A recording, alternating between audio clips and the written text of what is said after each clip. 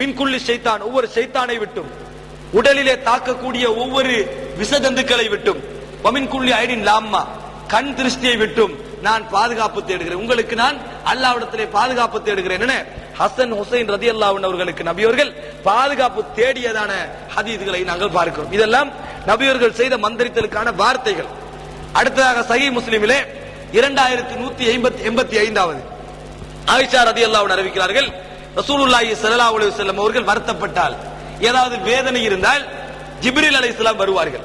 வந்து நபியை பார்த்து சொல்வார்கள், பிஸ்மில்லாஹி யுபரீக், அல்லாஹ்வுடைய பெயரை கொண்டு அல்லாஹ் உன்னை குணப்படுத்துவாராக.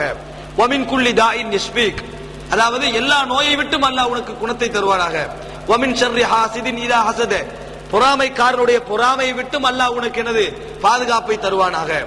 வஷர்ரி குல்லி தி ஐனின், ஒவ்வொரு கண்ணூரை விட்டும் அல்லாஹ் உனக்கு பாதுகாப்பை தருவானாக என்று ஜிப்ரீல் அலைஹிஸ்ஸலாம் நபி அவர்களுக்கு ஓதி சொல்லி இருக்கிறார்கள் என்ற வசனத்தை பார்க்கிறோம். இதையே நாங்கள் என்ன செய்யலாம், எங்களது பிள்ளைக்கு, எங்களது பெற்றோருக்கு அல்லது எங்களது மனைவிக்கு இந்த வசனங்களை நோய்வாய்ப்படுகின்ற பொழுது ஓதலாம் என்பதற்கு சஹீஹ் முஸ்லிமிலே வரக்கூடிய இந்த 2185வது இலக்கத்திலே வரக்கூடிய இந்த ஹதீஸ் ஆதாரமாக இருக்கிறது. 7வது, ரசூலுல்லாஹி ஸல்லல்லாஹு அலைஹி வஸல்லம் அவர்கள் இப்னு அப்பாஸ் ரலியல்லாஹு அன்ஹு சொன்னதாக, இப்னு அப்பாஸ் ரலியல்லாஹு அன்ஹு அவர்கள் நபியவர்கள் சொன்னதாக அறிவிக்கிறார்கள், நபியவர்கள் ஒரு நோயாளியை விசாரிக்க சென்றால் அந்த இடத்தில் இப்படி ஒரு துஆவை